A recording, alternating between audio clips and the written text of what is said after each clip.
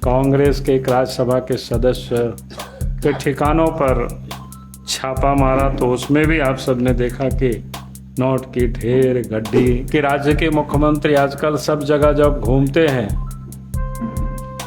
तो पूरे 23 वर्षों का वो 4 वर्ष को सिर्फ छोड़ देते हैं और बाकी वो बीजेपी के ऊपर ही सब कुछ ठिकरा फोड़ करके निकलते हैं। मानो लगता है कि भारतीय जनता पार्टी ने ही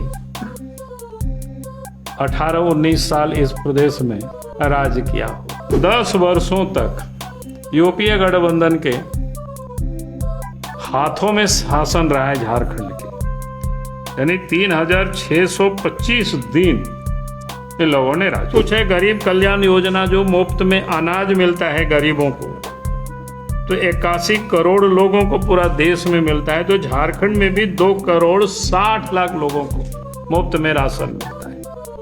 ये अलग बात है कि झारखंड के मुख्यमंत्री उन गरीबों के राशन को भी ठीक से नहीं पहुंचा पा। हेमंत सरकार की नाकामी है। नाकामी में उन्होंने जो वादा किया था, आप सबको पता ही है कि सरकार बनी तो पहले उन्होंने कहा था कि 5 साल ये 5 लाख नौकरी या नौकरी नहीं देंगे तो क्या बोलते हैं संन्यास, फिर बेरोजगारी भत्ता, इस प्रकार की कई एक चीजें। भ्रष्टाचार तो इस झारखंड में आज पूरा प्रदेश में अगर कहीं की भ्रष्टाचार की चर्चा होती है तो वो झारखंड की चर्चा। अब पूरे 4 वर्षों तक आप देखें तो सरकार ने कोई लीगल काम नहीं किया, सब इलीगल काम ही किया।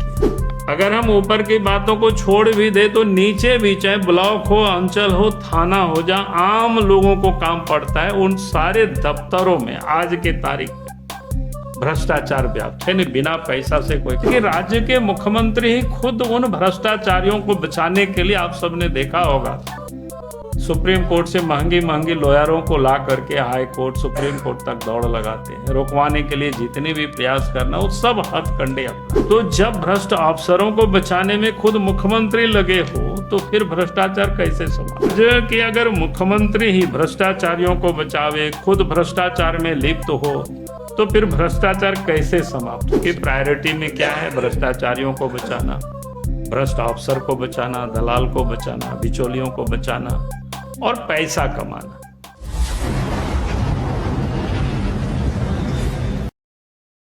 पहले भी झारखंड में आप सब लोगों ने देखा कि ईडी ने छापा मारा था, उस समय भी करोड़ों करोड़ टका मिला। और इस समय कुछ दिन पहले भी कांग्रेस के एक राज्यसभा के सदस्य के ठिकानों पर छापा मारा तो उसमें भी आप सबने देखा कि नोट की ढेर गड्डी, वो आप सबको पता है कितना मिला कितना नहीं, मैं उसकी नहीं कह रहा हूँ, लेकिन वही तस्वीर वही है। और फिर प्रधानमंत्री जी ने उस पर जो ट्वीट किया था उसको भी हम सब लोगों ने डाला है, चूँकि ये देश के लिए भी और झारखंड वासियों के लिए भी देखना बहुत जरूरी है और समझना भी जरूरी है। इन्होंने जो लिखा है, देशवासी इन नोटों के ढेर को देखें और फिर इनके नेताओं के ईमानदारी के भाषणों को सुने। झारखंड में भी हम सब लोग रोज ईमानदारी का भाषण सुन रहे हैं और जनता से जो लूटा है उसकी पाए पाए लौटानी पड़ेगी, या मोदी की गारंटी है। तो ये प्रथम पृष्ठ में ही आप सब लोगों ने, इसे आप सब लोगों को समझ में आ जाएगा। फिर मैं संक्षिप्त में आप सबको थोड़ी सी, एक तो फर्स्ट पृष्ठ के ये में एक प्रस्तावना है और दूसरे में जो झारखंड में जो अब 23 वर्षों के कालखंड में, या बार बार आप सुनते रहते हैं आप सब लोग कि राज्य के मुख्यमंत्री आजकल सब जगह जब घूमते हैं तो पूरे 23 वर्षों का वो 4 वर्ष को सिर्फ छोड़ देते हैं और बाकी वो बीजेपी के ऊपर ही सब कुछ ठिकरा फोड़ करके निकलते हैं। मानो लगता है कि भारतीय जनता पार्टी ने ही 18-19 साल इस प्रदेश में राज किया हो।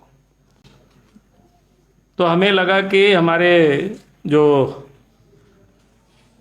आरोप पत्र लोग तैयार कर रहे थे उन सब लोगों ने इसको बड़ी मेहनत से तैयार किया, तो आप सबको ध्यान में आएगा कि अब 23 वर्षों में 13 वर्षों तक भारतीय जनता पार्टी के नेतृत्व में सरकार रही। पहली सरकार हमारे नेतृत्व में थी, फिर अर्जुन मुंडा के नेतृत्व में, इसके बाद फिर रघुवर दास जी के नेतृत्व में। इसके अगर आप जोड़ते हैं तो वो 13 साल ही होता है। 4764 दिन भारतीय जनता पार्टी ने इस प्रदेश में काम करने का, सेवा करने का अवसर मिला।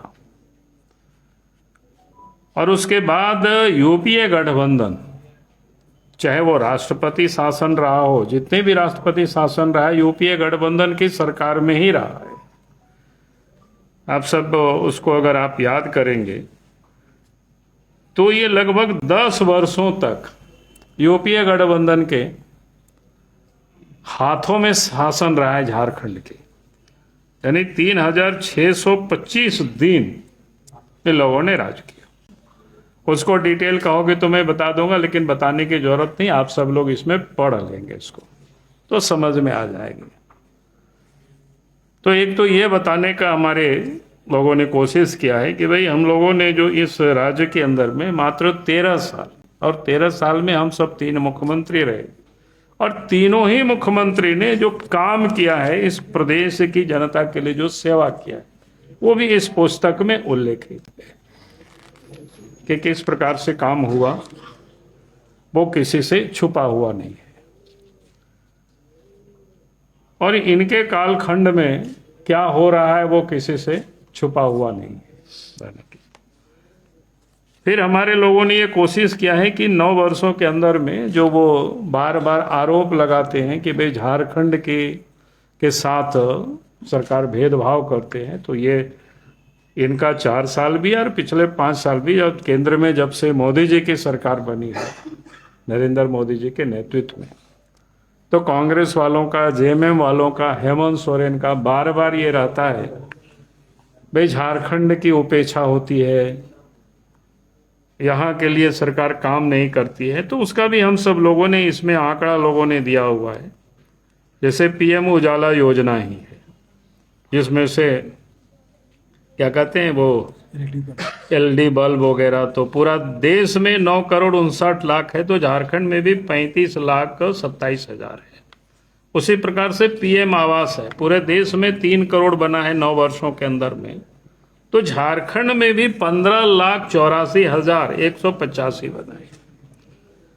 बाकी आप सब लोग पढ़ लेंगे, मैं संक्षिप्त में खाली थोड़ा सा, आयुष्मान कार्ड पूरे देश में जहां 9 वर्षों में, बाद में तो और बढ़ा है, लेकिन मान लीजिए 9 वर्षों का लोगों ने निकाला है, इसमें से 37 करोड़, तो झारखंड में भी आयुष्मान कार्ड 2 करोड़ के लोगों की ये है, 2,20,00,000 है। तो ये इस प्रकार से सभी योजनाएं हैं। किसान सम्मान निधि है, जैसे 11 करोड़ लोगों को देश में मिल रहा है, 11 करोड़ 4 लाख, तो 27 लाख झारखंड में भी मिल रहा है। तो उसी प्रकार के सब कुछ है। गरीब कल्याण योजना, जो मुफ्त में अनाज मिलता है गरीबों को, तो 81 करोड़ लोगों को पूरा देश में मिलता है। तो झारखंड में भी 2,60,00,000 लोगों को मुफ्त में राशन मिलता है। यह अलग बात है कि झारखंड के मुख्यमंत्री उन गरीबों के राशन को भी ठीक से नहीं पहुंचा पा रहे, बल्कि आप दूसरी जगह तो छोड़ दीजिए, उनका क्षेत्र जहां जाएंगे, जहां से वो विधायक है, बरहेट, सुंदर पहाड़ी, पतना, इन सारे क्षेत्रों में जहां पहाड़िया लोग रहते हैं, प्रिमिटिव ट्राइब्स होते हैं, उनको भी पहुंचा नहीं पाते, उसको भी बेच देते हैं, उसको भी इधर उधर करके। पिछले दिनों काफी हाईलाइट हुआ है, उन्होंने जांच कमीशन बैठाया, उसमें से दंड जुर्माना बाकी लगाया करोड़ों में। लेकिन जिन लोगों ने लूटा उनके ऊपर कोई एफआईआर कुछ भी ऐसा नहीं किया। ऐसे अनेक हैं, आप सब लोग उसको पढ़ लेंगे। मैं इसलिए इस बात को खाली आप सबके समझ सिलसिलेवार ढंग से थोड़ी सी विषय को मैं रख रहा हूं। उसी प्रकार से जितना जो काम हुआ है, ये सारी चीजें इसमें डाला हुआ है। फिर हेमंत सरकार की नाकामी है। नाकामी में उन्होंने जो वादा किया था, आप सबको पता ही है कि सरकार बनी तो पहले उन्होंने कहा था कि 5 साल ये 5 लाख नौकरी, या नौकरी नहीं देंगे तो क्या बोलते हैं संन्यास, फिर बेरोजगारी भत्ता, इस प्रकार की कई एक चीजें हैं। आप खुद पढ़ लीजिए, मैं आपको पढ़ाऊंगा तो फिर लगेगा अच्छा नहीं लगेगा। फिर उसका हकीकत क्या है ये भी हमारे लोगों ने पूरी तरह से लिख करके डाला है कि भाई हकीकत क्या है, उन्होंने वादा क्या किया था और हकीकत क्या है, जमीन पर क्या हुआ है, क्या उन्होंने सचमुच में काम किया। तो आप सब लोग इसको पढ़ लेंगे, हेमंत सरकार की नाकामी और उसकी हकीकत, महिलाओं के लिए उन्होंने क्या वादा किया और उन्होंने क्या किया, वो आप सबको पता है उन्होंने किस प्रकार से क्या क्या वादा किया था। फिर आदिवासियों के लिए भी उन्होंने जो वादा किया था, वादा के बाद उन्होंने क्या है हकीकत आज राज्य की, वो आप सबके सामने है। फिर उसी प्रकार से ये सारी चीजें हैं। फिर भ्रष्टाचार तो इस झारखंड में आज पूरा प्रदेश में अगर कहीं कि भ्रष्टाचार की चर्चा होती है तो वो झारखंड की चर्चा है। आज पूरे राज्य नहीं पूरे देश में उसकी चर्चा है। अब पूरे 4 वर्षों तक आप देखें तो सरकार ने कोई लीगल काम नहीं किया, सब इलीगल काम ही किया। चाहे वो बालू का हो, नदी नालों से बालू की उठाव हो, ऑक्शन नहीं हुआ, विदाउट ऑक्शन के ही सारे बालू को यहां से वहां पार करवा दिया। बिहार को गया, यूपी को गया, खूब उसमें से टका कमाया, वो किसी से चुका हुआ नहीं। कोयला का भी उस प्रकार की इलीगल उत्खनन हुआ, पत्थर की खदान के भी इलीगल उत्खनन हुआ। साहेबगंज की घटना आप सबको पता है, सीबीआई की जांच वहां चल रही है। अगर हम ऊपर की बातों को छोड़ भी दे तो नीचे भी, चाहे ब्लॉक हो, अंचल हो, थाना हो, जहां आम लोगों को काम पड़ता है, उन सारे दफ्तरों में आज के तारीख में भ्रष्टाचार व्याप्त है। नहीं, बिना पैसा से कोई काम नहीं होता है, लोग बिल्कुल परेशान है। ये राज्य की हालत है भ्रष्टाचार की, और उसका मुख्य कारण यह है कि राज्य के मुख्यमंत्री ही खुद उन भ्रष्टाचारियों को बचाने के लिए, आप सबने देखा होगा, सुप्रीम कोर्ट से महंगी महंगी लॉयरों को ला करके हाई कोर्ट, सुप्रीम कोर्ट तक दौड़ लगाते हैं। रुकवाने के लिए जितने भी प्रयास करना वो सब हथकंडे अपनाते हैं। ईडी वालों ने कई नोटिस भेजे, उनको लिख करके दिया अमुक अमुक भ्रष्ट लोगों के ऊपर एफआईआर करे, लेकिन आज भी उन सारे फाइल हेमंत सोरेन के आलमीरा में पड़ा हुआ है, रखे हुए हैं, एफआईआर ही नहीं कर रहे हैं। तो जब भ्रष्ट अफसरों को बचाने में खुद मुख्यमंत्री लगे हो तो फिर भ्रष्टाचार कैसे समाप्त होगा।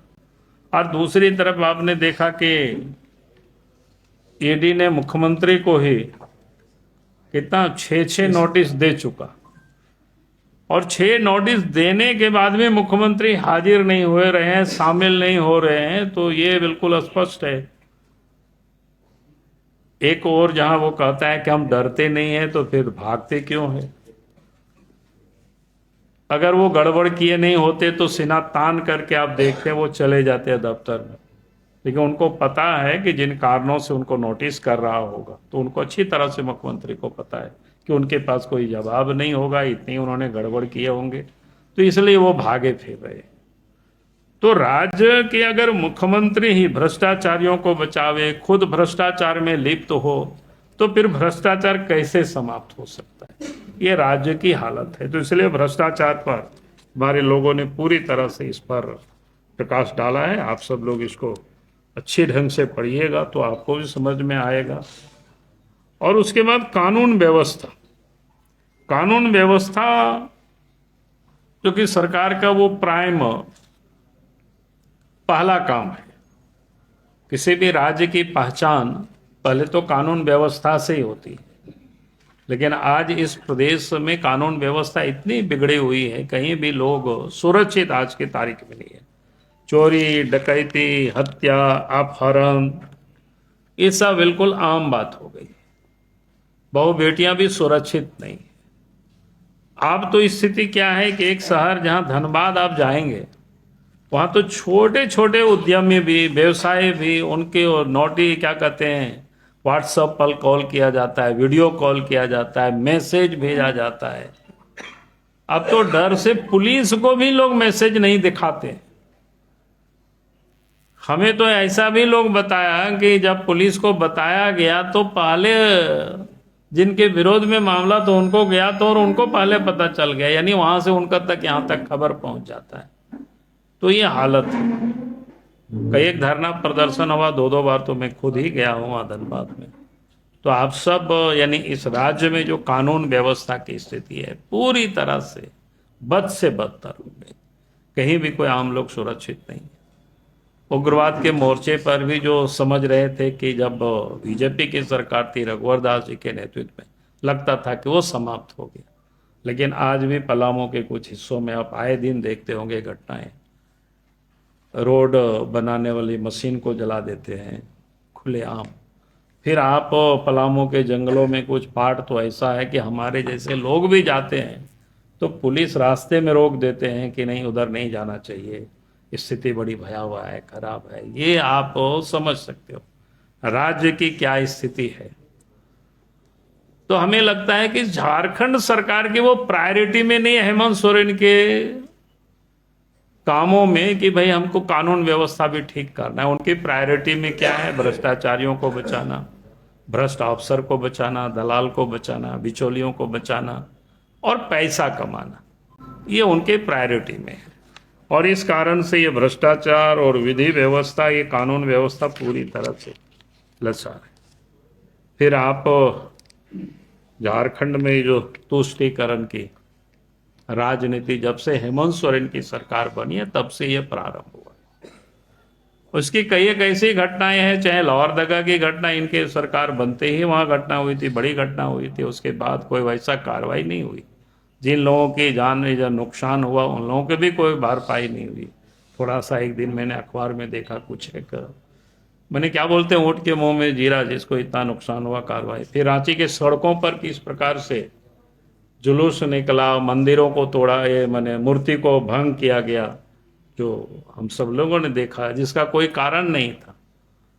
पुलिस के गोली से मारे गए। उसके बाद सरकार के बड़ी हल्ला हुज्जत करने के बाद भी कोई कमेटी बनी, लेकिन आज तक उस पर कोई कार्रवाई नहीं, कोई रिपोर्ट ही नहीं आई।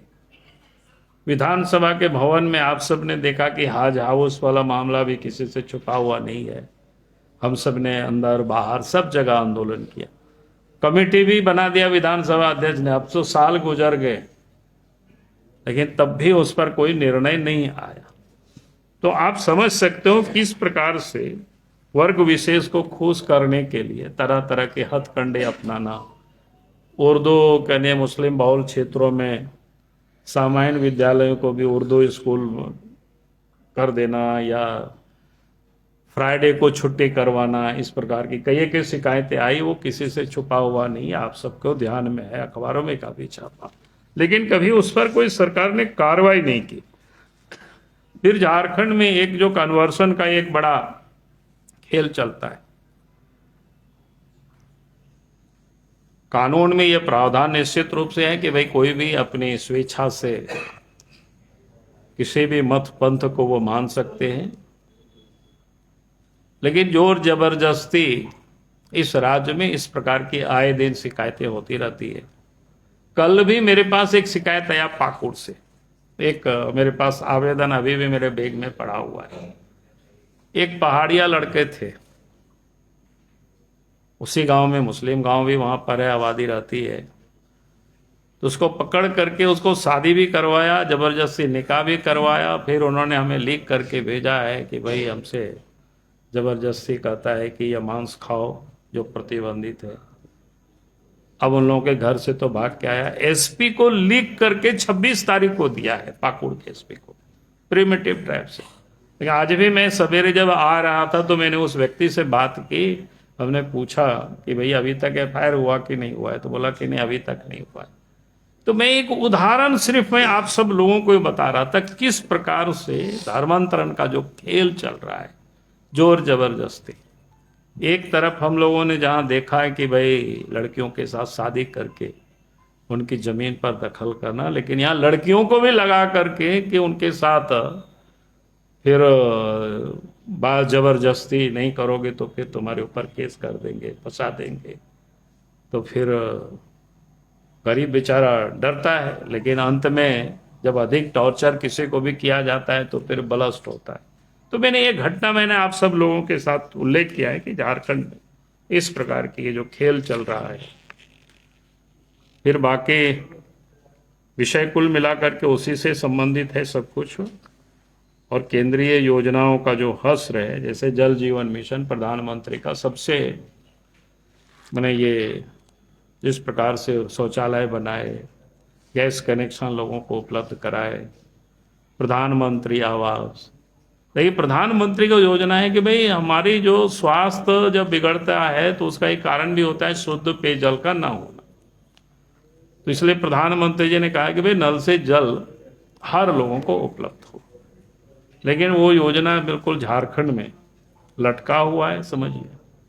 सरकार को उस पर कोई चिंता नहीं है। सरकार ने जो टेंडर किया, जिस कंपनियों को मिला है, सिर्फ समझिए वो कमीशन के अतिरिक्त और कुछ भी नहीं। और बाकी वहां पानी आ रहा है कि नहीं रहा है, ठीक से काम हो रहा है कि नहीं हो रहा है, सरकार को उसकी कोई चिंता ही नहीं। फिर जितनी भी बुनियादी सुविधाओं को लेकर के तो सरकार बिल्कुल उदासीन है। इन 4 वर्षों के अंदर में ग्रामीण क्षेत्रों में आप देखेंगे सड़कों की हालत खराब हो गई, जो बनी हुई थी वो भी पूरी तरह से टूट गई। सरकार को उसकी कोई चिंता नहीं। जितनी भी जो विद्यालय वगैरह की जितना शिक्षकों की कमी है, बहालियां नहीं हो रही है, विद्यालय भी कई जगह पर जर्जर हो गए कि भाई इन 4 वर्षों में सरकार ने जो बुनियादी सुविधाओं को जो ठीक करने के लिए जो काम होना चाहिए था वो बिल्कुल नहीं। अब सरकार अपने ही कमाने में मस्त है, काम करने में नहीं।